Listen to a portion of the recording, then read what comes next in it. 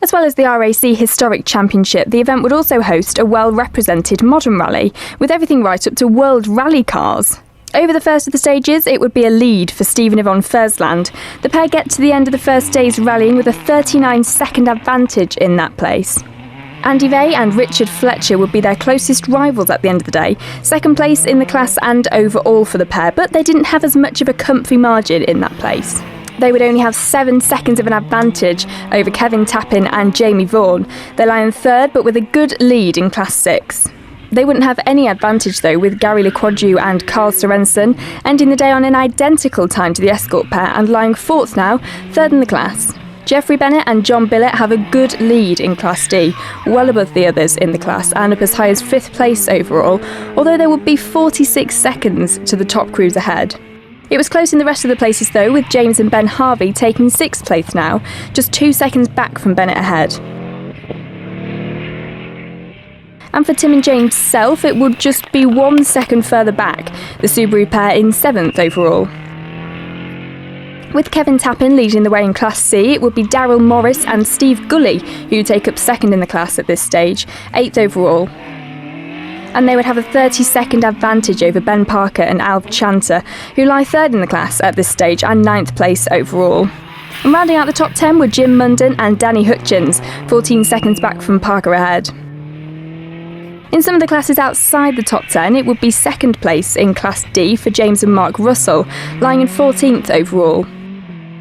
Andrew Vickery and Thomas Todd have a good run on day 1 to lead Class B by almost a minute, 16th overall too for the pair. And Julian Wilkes and Bob Rutherford also have a good run in their class, leading the way in Class A and lying in 17th overall. Mark and Nick Clayton would be the closest rivals for the top of Class B. They lie 2nd in the class and 20th overall. And they would have 22 seconds of an advantage over John Aldreve and Nigel Hewitt, who take up 3rd in the class at this stage in the event. Sam Perring and Amy Fergus round out the podium places in Class D at this stage, 3rd in the class and 31st overall in the BMW. And with Julian Wilkes way out ahead in the Class A fight, it would be David and James Cooper that take up 2nd in that class and 46th overall, with Edward Lambert and Gareth Drayton lying a few places back overall in 50th and 3rd in the class. So at the end of the first day's rallying, the results at the top look like this.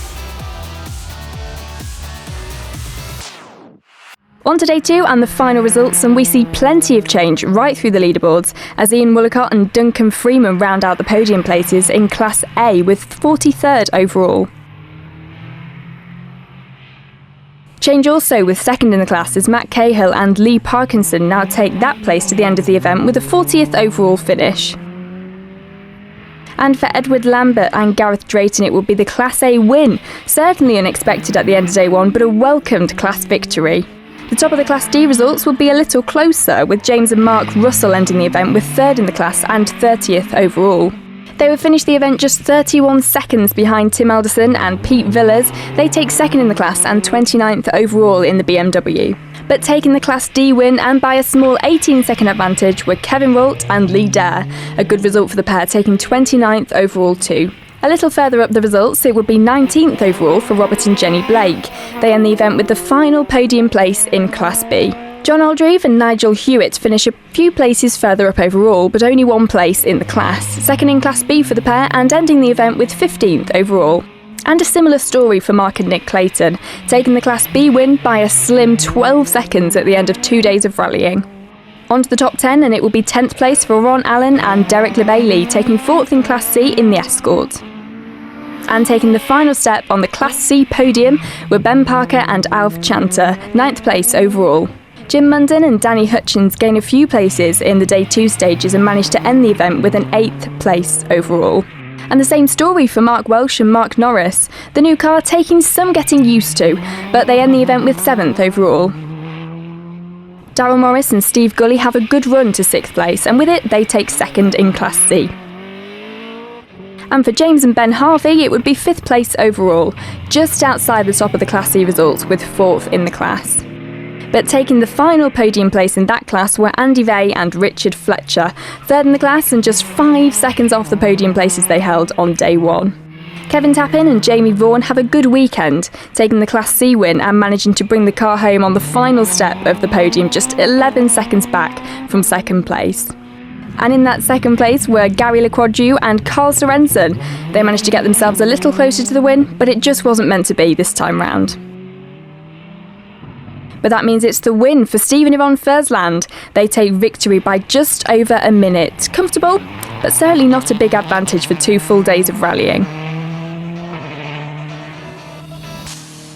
So at the end of the event, here's a reminder of the overall results.